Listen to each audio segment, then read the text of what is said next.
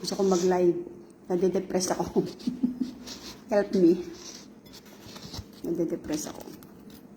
Alam mo yun.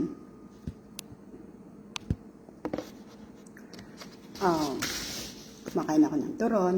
Hindi, lumpiang Shanghai to. Kaya lang, malalaki yung balot.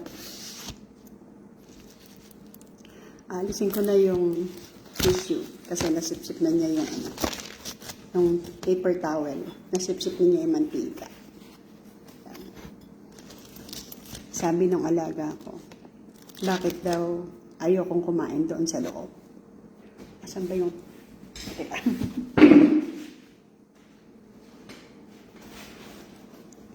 Bakit daw ayokong kumain sa loob? Hindi ko siya madiretso. Kasi, pagkakakain ako, yun yung oras na tinatapat niya, magdadadahak. Doon sa lababo. Doon sa lababo. Katabi ng mga plato. Ay, nako. Kaya dito ako kumakain. Gustuhin ko mang sumabay sa kanya sa pagkain. Ang ginagawa niya, ang dami-dami niyang seremonyas na gagawin. Hanggang sa maiinip na ako, kakain ako. Pag kumain ako, parang sinasadya Nung siya, nakakainis.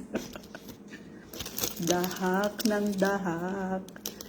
Tapos tinatanong niya ako, bakit doon mo gustong kumakain sa garahe? Wala namang table doon, sabi niya. Tapos, nakaupo ka lang sa floor. Alam naman niya Alam din ng mga anak. Kaya kinakausap siya ng mga anak. Bakit hinahayaan mo kumain si Mary Jane doon? Naririnig ko Kaya lang, hindi ko masabi sa mga anak, bastos yung nanay niyo. Dahak siya ng dahak. Luwa siya ng luwa ng plema sa lababo. Pinipilit niyang sumuka ng plema. Laway lang ang lumalabas kadire, no? Sorry.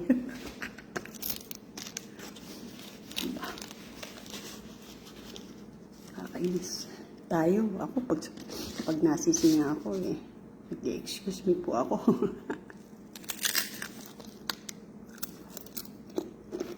Umaasyo pa. Nakikita mo, umaasyo. Ningit ko to Alagyan ko ng suka. Ito suka. Nakakainis. Kahit walang manonood sa akin, magla-live na lang ako. Para mukhang may kausap ako. Iyon yung reason kung minsan kung bakit. Kahit alam kong walang nanonood sa akin, nagla-live ako. Kasi, malungkot dito sa Amerika. Malungkot talaga. Ang iniisip ko, yung iba nakatagal Kaya lang kasi kasama yung pamilya. Siguro, pag nandito na yung mga anak ko, okay din ako. Kaya lang talagang malungkot.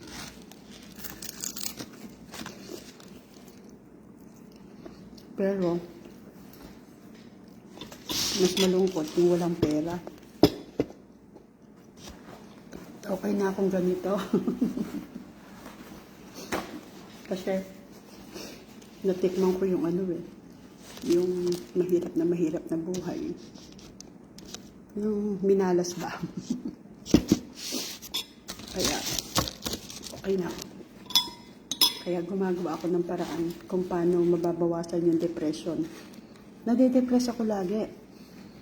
At alam ko na yung depression pwedeng maging dahilan para magpakamatay ang isang tao. Pero hindi ko nagagawin yon. Pero one day in my life, nagpapakamatay talaga ako nung iniwan ako ng asawa ko. Talaga namang pag nakakita ako ng puno, ang kasunod kong hahanapin, lubid. Tapos bit-bit ko yung lubid. Pag kamisa naman, hawak ko na yung lubid kasi tinatabi ko Puno naman ang hinahanap ko kasi yung puno na meron sa harap namin, binabantayan ako ng anak ko. Hi Lloyda Bibat. Loida Vivat Villanueva, Loida Villanueva, Vivat Apostol, Diyos ko day. Bali-baliktad naman ako, classmate, sorry. So depressing. Pero may pera. Biruin nyo, hindi ko akalain magiging ganito yung buhay ko. Itong ibinubuhos kong suka na to, nagtimpla ko kahapon ng pipino. Pinakuloan ko yung suka. Nagbalat ako ng pipino, tapos nagpakulo ako ng suka. Tinimplahan ko. Isa masarap. Tapos siya kung inilalagay. Kumuha ko doon ng suka. Siya kung sinasawsawan, masarap.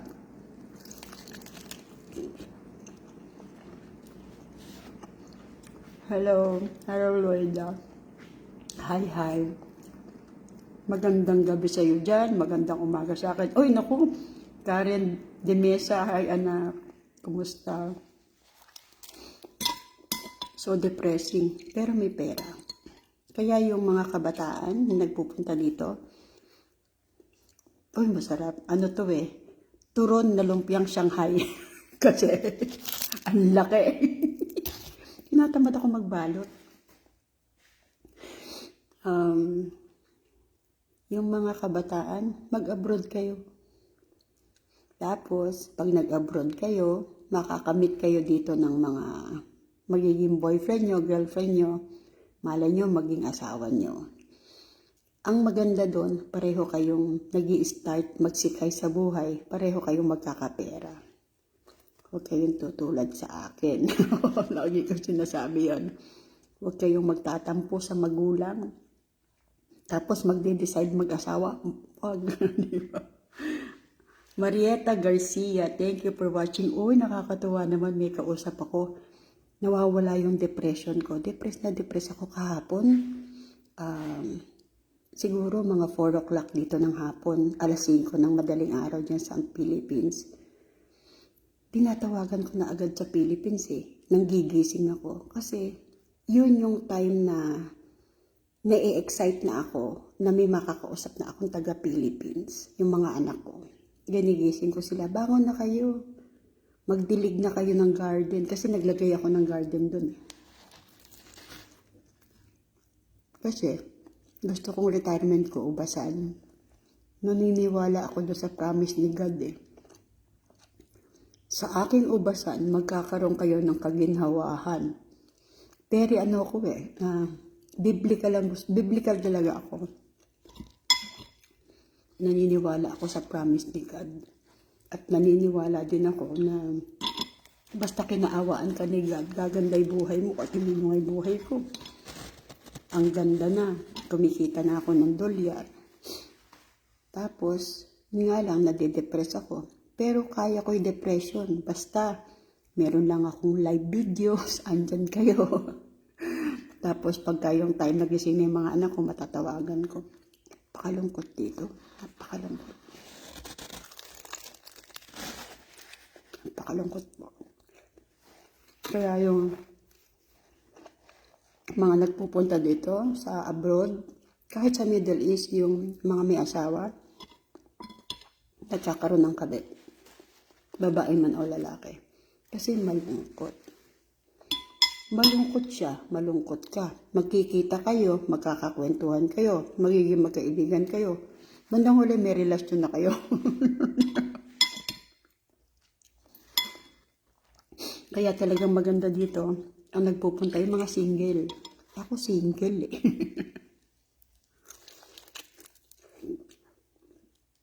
Pero, ako yung single na hindi naghahanap ng partner. Meron akong time para dyan. Pagka okay na ibayarin ko. Pagka okay na yung financial standing ko, pag okay na ako sa kaperahan, maybe yun yung time na mag-i-entertain na ako ng mga nandiligaw. Diba? Tanong nila sa akin, ba't pa ayaw mo mag-asawa? Ayaw akong mag-asawa na. Ang gusto ko lang, boyfriend. Yung pagka madamot, iiwan ko na. Yung pag nagpabili ako ng kape, sasabihin ko, sige, bayaran mo na. Ay, ayoko yun.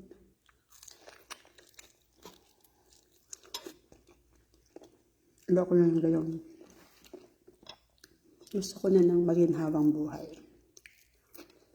Pagod na ako sa hirap. Tapos tatanungin ko siya, may pera ka ba? O may pension ka ba? Pag sinabi niyang, wala akong pera wala rin akong pension, ay ayoko sa'yo. Kasi, malungkot na nga'y buhay ko pahihirapin ko pa ba? Gusto ko, pagka sinabi kong, bili tayo ng kape, sa Starbucks. Diba? Ang hirap-hirap ng buhay ko. Kaya siguro ako nadidepress. Wala akong baon na magandang kahapon nung love life ko. Ang baon ko lang, meron akong pagmamahal galing sa mga anak ko. Mga kaibigan, wala akong kaibigan na. Kasi yung mga kaibigan ko, nakala ko kaibigan ko sila, hindi pala. Kaibigan lang nila ako nung nakikinabang sila sa akin. Nung wala na akong pera, tsaka nung nasunugan ako, wala namang dumating. Walang tumulong. Kahit nga, mga kamag-anak ko, walang tumulong Diba?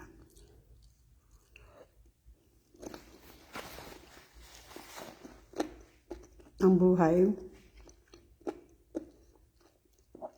malungkot.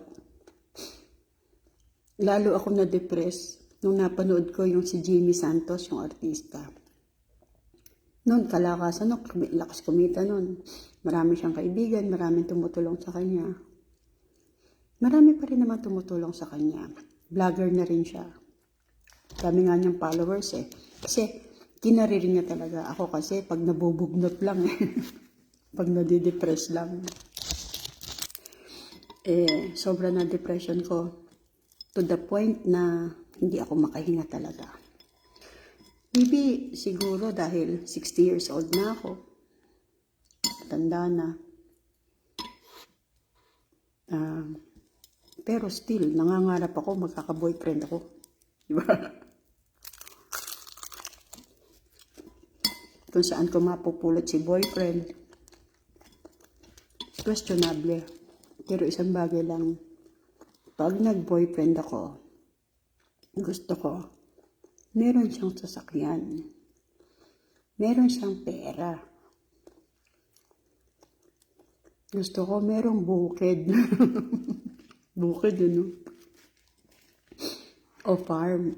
Kasi kung may bukid siya o farm, doon na lang kami. Magtatayo kami ng kubo. Diba? Kasi ang pangarap ko lang naman simpleng pamilya. May kubo ako, o may bahay ako, may garden ako. Tapos, maghahanap buhay yung asawa ko. Magbi-business ako ng konti. Tulong kami. Ganun. Hindi ganun Ako yung breadwinner. Ang sakit.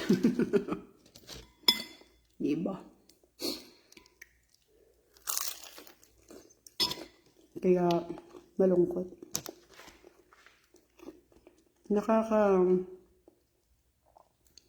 Nakaka-inspire yung mga kabataan na maagang sumugal sa buhay. Kung ako lamang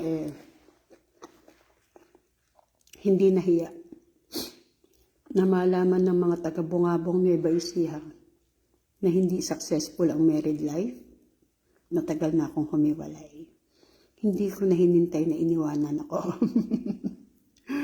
Wala Tiniis ko lahat kasi nahihiya ako. Pero ngayon, ano pa ba kahihiya ng meron? Wala na. Hiya-hiya. Hindi ka pa kakainin ng hiya. Hindi ka rin pakakainin ng awa. At lalong hindi ka pakakainin ng tao na nakasandig lang sa'yo. Kaya, pagka ako nakausap ng mga bata dyan, ng mga kabataan, susulsulan ko kayo. Mag-upload kayo. Pilitin nyo. Pag nakita nyo nang bababae yung lalaki, suhituhin nyo agad. Pag hindi nyo na kaya, iwan nyo.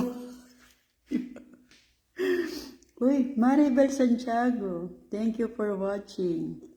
Robes, uy, Ate Rose, hi. Lagi kitang nakikitang nanonood. Thank you. Nade-depress na naman ako eh. Kaya nag-live ako. Sabi ko kahapon sa manugang ko, gising na ba yung baby? Kasi may apo ako eh, 3 months. Bungis-ngis. Gising na ba? Hindi pa po eh. Ande, gising po pero dede matutulog po ulit. Tapos, tinawagan ako. Sabi ko kasi sa kanya, nade-depress ako eh. Tinawagan ako. Yun naman ang maganda sa mga anak ko. Hello, Ate Rose. Hello din. Thank you for watching. Tapos, sabi ko sa kanya, depressed na depressed ako. Siguro dahil 60 na ako. Sabi ko noon, pag 50 na ako, laylo na ako sa pagtatrabaho. Hindi pala ganun. Siguro, ang plano sa akin, punta ka muna ng Amerika. Dito ako. Tapos, dito ako magtatrabaho. Tapos, dito ako maghihintay ng pension. Kailangan, kaming mga OFW, dito sa Amerika, kaiba doon sa OFW sa Middle East. Sila kasi, by contract, pag namatay yung pasyente nila, kung caregiver sila, papalitan lang yun ng agency to complete the contract. Pero kung DH sila doon, dire-diretso lang yun. Kami dito sa Amerika, walang contract. Pag ang pasyente namin namatay, jobless ka na, hanap ka uli. Kapit tuko ka uli sa agency. Yung agency, pag ang sweldo mo 10 piso, 5 piso sa kanila, 5 piso sa iyo. Kaya yung sweldo ng caregiver dito bumababa dahil hati kayo ng agency. Tapos, pag nagpasweldo ang agency, kuminsan, every 3 weeks, every month, yung sweldo mo ng 1 linggo, makukuha mo kuminsan 1 buwan para raanin. Sunod-sunod yun. Kuminsan naman, pagka naman yung namatay yung pasyente mo, nagkatrabaho ka lang na 1 linggo, 3 buwan bago mo makuha yung sweldo mo. Sakit, ano? Kaya dito, mga caregiver o mga OFW, nakakapit kami sa credit card. Kasi yung credit card, pwede kang umutang eh. Pambayad mo sa lahat yun. Pag may pera ka na, babayaran mo lang yan monthly. Pag hindi mo nabayaran monthly, sa pangalawang buwan, may patong na yon. Pangatlong buwan, lubog ka na nun. Mahirap din ang buhay dito sa Amerika. Jennifer Casey Fernandez, hi Jen. Hello. Congrats dun kay Tristan ha. Successful eh no. Yung mga caregiver dito, mahirap ang buhay. Ang mga caregiver ditong Pilipino, niloloko ang kapwa Pilipino. Ako madalas akong niloloko ng mga kaibigan ko. Pero still, tumutulong pa rin ako. Isa sa depression ko yon. Kasi, umuwi ako ng Philippines, may pasyente ako eh. Sabi ko sa kaibigan ko, kasi ibigay ko to sa iba, sa'yo ko muna ibibigay. Alam ko naman hindi mo ako susulutin o lolokohin. Oo naman ka sa akin. Pagdating ko dito, ang usapan namin, magbabayad lang siya ng utang, tapos pagdating ko dito, bibigyan niya ako ng longer days, at kung bayad na nga siya talaga sa utang, kukunin ko na yung pasyente. Pinag-duty naman ako ng 1 linggo. Tapos pinagtaguan na ako, hindi na niya ako sinasagot. Tapos nung nakausap ko yung family, sabi daw nung caregiver, tinatawagan daw ako para mag-fill in ng 1 day o 2 days. Hindi daw ako sumasagot. Mali. Tinatawagan ko siya, hindi ko siya makontak. Siguro, aksidenteng sa pang-5 tawag, nun lang niya ako sinagot. Sinabihan ko siya, bayad ka na ba sa utang mo ate? Hindi pa raw. Grabe, 5 buwan ka na dyan. Hindi ka pa rin bayad. Diba ang usapan natin, pagka nakabayad ka na, bibigyan mo ko ng longer days or pwede ko nang kunin yung trabaho ko. Pasyente ko yun eh. Eh, hindi pang ako bayad, sabi sa akin. Ang liit ng utang mo. 3,000 dolyar. 5 buwan ka na. Eh, may utang pa raw sa 1,000 dolyar. Grabe. Sabi ko sa kanya, ba't mo ako ginaganito? Eh, hindi naman, ayaw naman sa'yo ng pasyente, ako gusto. Yung kausap dyan ako, sinabi ko sa'yo, pagbalik ko, at bayad ka na sa utang mo, hihintayin ko naman makabayad ka eh. O yung pala eh, kanya sa akin. Eh, pero hindi ko naman sinabi sa'yo na 5 buwan mo bayaran. Sabi mo sa akin, babayaran mo agad. So, matotal, ayaw niyang ibigay niya yung trabaho. So, ako naman, ano pa magagawa ko, hindi ba? Tapos sabi ko, ano na nga yung pangalan ng mga anak? Kasi yung mga anak ang kausap ko, dahil kumuha sa akin eh. Ganon. Tapos sabi ko, kukontakin ko lang sila ha. Naman, nagpaalam pa ako na kukontakin ko yung pamilya. Tapos yun nga yung sinabi sa akin ng pamilya. Ang sabi daw nila, kung magde-day off ka, kunin mo si Mary Jane. Kasi gusto namin siya. Hindi niya ako kinunta. Sabi ko, no. Sabi niya, tinatawagan kayo, no. She's lying. Grabe si ate, ang tanda-tanda na. Sa totoo lang, kaya ako siya tinutulungan kasi walang tumutulong sa kanya, ako lang. One time, meron akong trabaho, 3 weeks. Sabi niya, hindi pa raw siya makabayad sa kwartong inuupahan niya. O sige, sabi ko, 3 weeks to, iyon na. Hahanap na lang muna ako ng iba. Nakakita ako 2 days. Di ba? Tapos gano'n. Tapos after noon, nakakita naman ako ng longer duty hanggang sa magbabakasyon na nga ako sa Philippines. Tapos, yun yung pasyente ko na yun, tumawag na nga ulit. Grabe tong si ate. Di ba? Yan ang ugali ng mga Pinoy. O meron pa, yung isang kaibigan ko.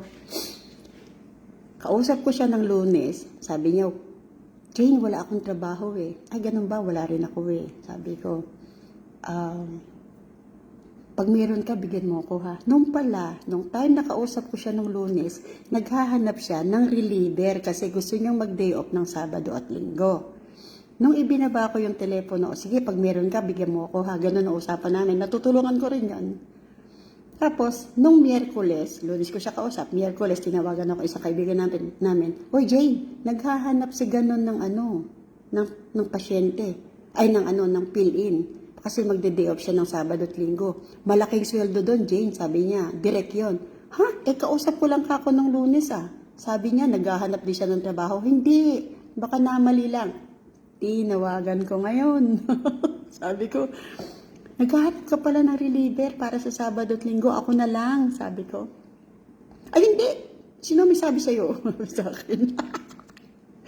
Si ganon. Si Madeline, sabi kong ganon. Hindi. O, di sabi niya, hindi. Tapos binaba ni telepono, hindi na ako sinagot. Tinawagan ko ngayon si Madeline. Mads, sabi ko, hindi raw. Wala daw siyang trabaho nga eh. Hindi niya kailangan ng fill-in. Ilang araw na siyang naghahanap. Simula pa nung Lunes. Nung Lunes kasi kausap ko siya. Simula pa nung Jane, naghahanap na siya ng caregiver ng fill-in. Bakit? Ba't ayaw niya sa'yo? Ewan ko. Tapos, binalikan ko siya uli. Tinext ko na lang, bakit ayaw mo kung maging fill-in? Hindi ko na masusulutin yung pasyente mo. Hindi siya sumagot.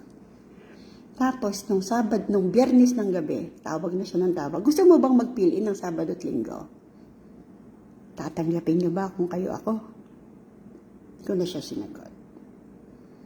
Bakit kinakawawa mo ko, friend? Samantalang pag wala kang trabaho, ako tumutulong sa'yo, di ba? Nakakatuwa itong mga Pilipina dito sa Amerika. Kaya patong-patong ang depressions ko. Hindi ko na alam kung Paano ba talaga makipagkaibigan? Paano ba talaga magmahal ng tao? Diba? Ang wawalang yan ng mga Pilipino dito. Ang dadamot pa. O, diba?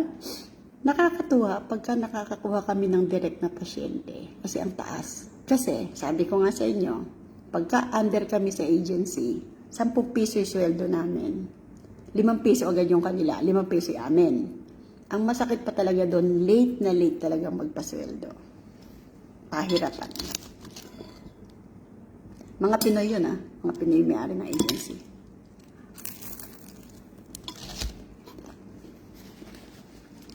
Nakakatakot ng tumulong. Sa Philippines, biktima rin ako. Marami akong tinulungang mga tao, mga magulang ng estudyante ko, mga kaibigan ko, mga kaklase ko. Pero asan sila? Sila yung mga walang hiya.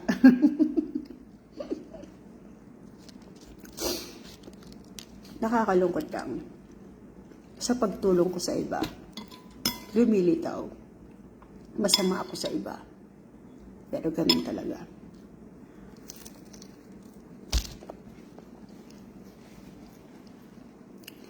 Ano yung katotohanan sa likod ng mga salita? Ano yung katotohanan sa likod ng mga ngiti? At ano yung katotohanan sa likod ng galit? Meron yan. Tisha Magsukang, thank you for watching. Julie Beth Romero Ruz, hi, thank you for watching. Mary Jane Onya, thank you for watching. Sonia Kaisit, gising ka pa? Boy, ang hirap humanap ng totoong tao. Correct. Correct ka, boy. Biktima ako. Biktima ako ng lalaki. Biktima ako ng mga politiko. Biktima ako ng sarili kong kapatid. Biktima ako ng mga kaibigan. At biktima ako ng mga taong tinutulungan ko o natulungan ko. Kaya, nadidepress ako Grabe yung depression ko kasi itong hawak kong pasyente, malapit na itong mawala. So, akala ko, nag-invest ako sa mga kaibigan ko dito sa Amerika. Tinulungan ko sila. Kasi ang katwiran ko, pag tumulong ka, hindi man sila yung magsusukli sa'yo. Merong darating na grasya. Kaya lang, hindi maiwasan, Sonia Kaisit, na ma-depress ako. Kasi, masyado ako nag-expect. Kasi, matanda na Mostly mga kaibigan ko dito, mga may edad sa akin Alam niyo kung bakit. Mas okay yun. Kasi, ate ang hanap ko. Saka, hindi na magkakaroon ng inggitan ba? O siraan ba, di ba? Kasi, kumbaga, yung nilalakaran ko, nalakaran na nila Kaya lang hindi ganon. Still, biktima ako ng inggit. Mga anak ko na lang yata ang kaibigan ko para di mapalungay. Correct.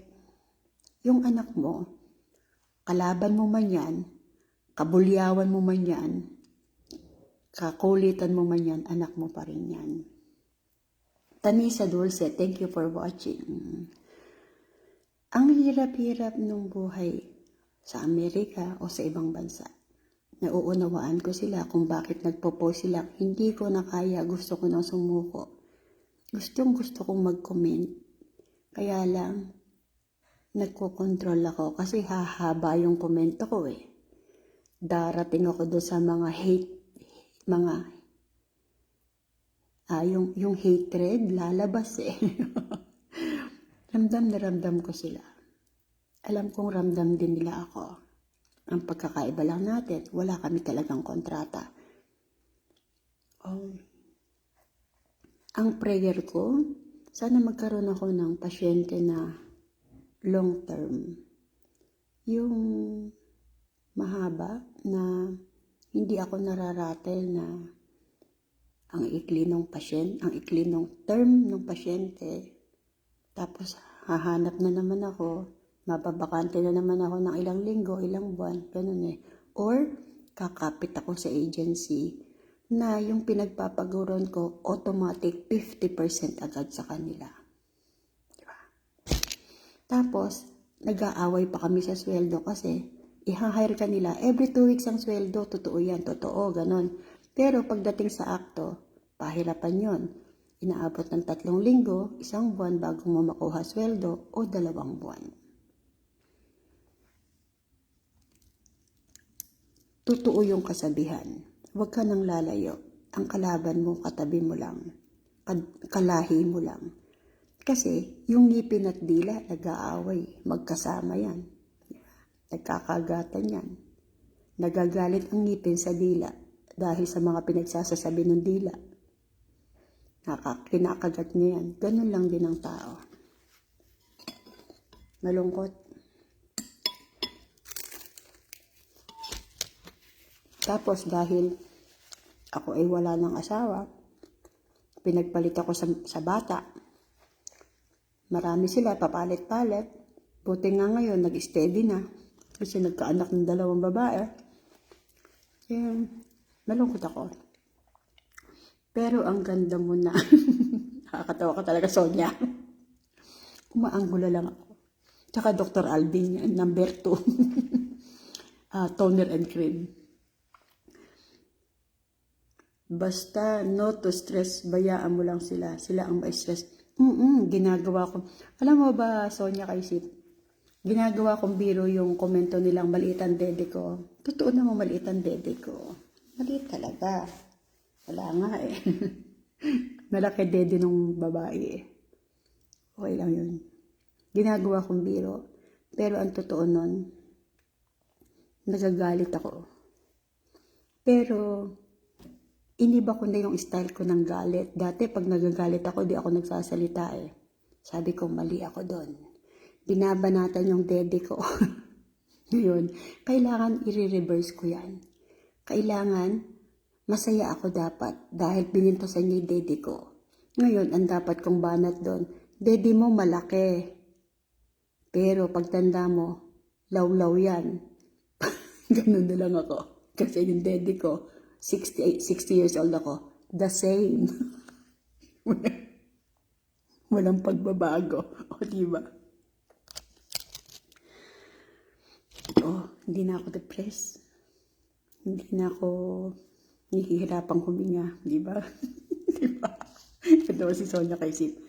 Sonia, batang-bata yun. Mas matanda pa nga yung panganay ko. Pero talaga, nakita ko sa picture ganda ng dede, matangkad pa, maputi, di ba? Hindi naman kasi mahilig yung tatay ng mga anak ko sa maitim eh. Pagka nagkaroon ng kabit na maitim yun, pinagtatakhan ko yun. Kasi, lahat ng nagiging kabit nun, mapuputi. Mga bata ba? Akala ko, kaya ko forever. Pero alam mo ba, Sonia, alam nyo ba? Hindi ako iniwan eh. Parang pinalayas ko talaga. Hindi ko na matandaan. Pero ang alam ko, nahuli ko. Kasi tagal ko hinuhuli eh. Tagal bago ko nahuli. Nung nahuli ko ang dialogue ko babasagin ko lahat ng bintana ng sasakyan mo pag di ka lumayas. O yun. Kaya yung mga nagsasabi dyan na maghihiwalay, pinipigil ko sila. Ipaglaban nyo. Malungkot ang mag-isa. Tignan nyo ako. Ang lungkot ko, diba? Biruin nyo. Naghahanap ako ngayon ng magiging boyfriend. Paano kung ang mapili kong boyfriend peke? Sabihin niya may pera siya, wala pala. Sabihin niya may kotse siya, wala pala. Kaya ako, to see is to believe muna. Diba? Pero dito, maraming nanliligaw sa akin. Yung mga asawa. Sabi ko, hindi ako gaga. Nasira na nga yung buhay ko Dahil sa mga kabit. Tapos papatol ako sa'yo. Ano, gaga? Hindi na. Magbuburong talangka na lang ako. Tatawa sila. Celia Vargas, thank you for watching. O, diba? Malungkot yung naging journey ko. Busog na ako, dumidigay na ako. Malungkot yung naging journey ko. Kahit nung bata ako, malungkot ako. Kaya nga ang dreams ko, simpleng buhay, basta love ako kahit walang pera. Tapos, meron lang akong garden. Yun ang mga dreams ko eh. Pero binabago ko na ngayon. Nandun pa rin yung simpleng buhay, may garden, pero gusto ko, may pera yung magiging partner ko.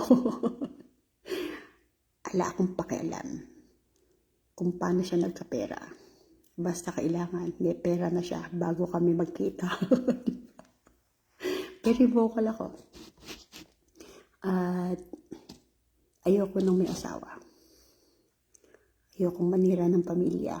Pero dito sa Amerika, kung gusto ko ng boyfriend, maraming mayayaman dito eh. Kaya may asawa. Ayoko yun. Sasabi nila, hindi ko gagawin sa iyo yung ginawa sa yung asawa mo.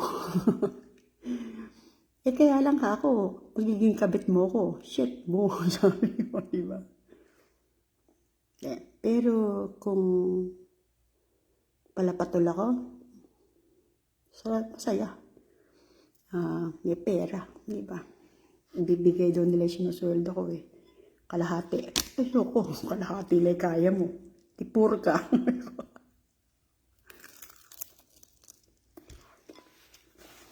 Diba? Grabe, no? Ang haba na ng kwento ko. Ang saya nung nandun kayo. Salamat. Gusto kong patunayan sa buong mundo na sa mga makakapanood nito, masaya ang Facebook, masaya ang YouTube.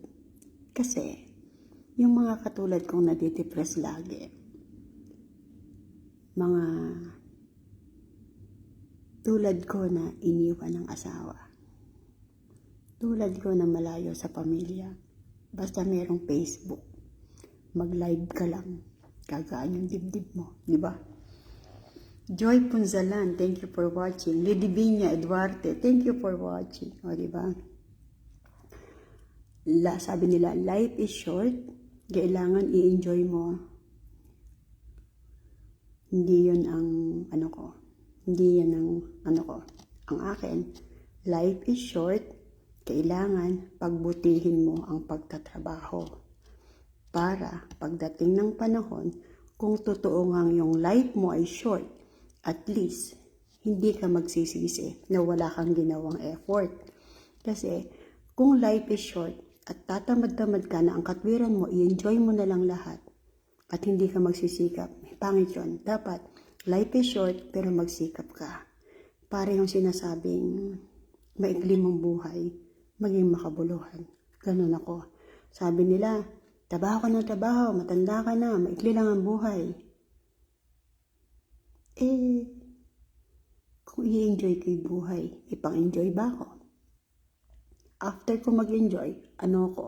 Wala ulit. Iisipin ko talagang life is short, pero magsisikap muna ako. Tapos magpe-pray ako. Sabihin ko, God, ikaw ha, huwag mo muna akong kukunin. Kasi ayoko pang mag-rest. Kahit napapagod na ako at tumadaing, kailangan ma-enjoy ko yung fruit ng labor ko. Ganun ako makipag-usap. Kaya tinuturuan ko kayo. Dapat ganun. Life is short, pero don't stop. Magsikap. Yung enjoyment, sige sabay nyo. Ako kasi, okay naman ako, nandiyan naman kayo.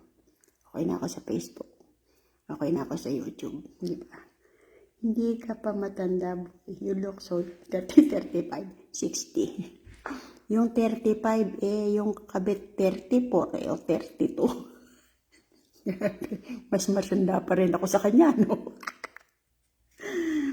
Alam mo, gusto ko na umuwi ng Philippines. Gusto ko na. Every time na nakakakita ako ng post sa Facebook, sabi ko, kailan kaya ako ganyan?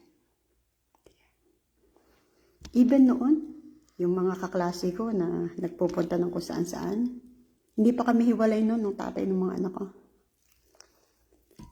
Sabi ko sa kanya, nakita ko yung kaklase ko sa Facebook. Nung nagpe-Facebook ka na, ika pa sa akin. Naglibot sila. Sana libot din tayo. Kung ano kasi iniisip mo. Nung pala. Wala talagang planong ilibot ako. Kasi iba inililibot. Ayun kasi na. Grabe, ang haba ng vlog ko na to. Sige po. Thank you for joining. Baka kailangan na ako sa loob. Sabi ko, kakain lang ako. Ngayon, dahil matagal akong kumakain, mag-iisip ako ng alibay para sa kanya. Para hindi niya ako questionin yung aking pagkain mamaya, iaalok ko sa kanya. Sinisita ko minsan. Bye everyone. Thank you for joining. Pag na-depress ako, magla-live ako ulit ha. Huwag kayong magsasawa. Salamat. God bless ating lahat. Loves ko kayo. Boy, thank you ha. I look 35.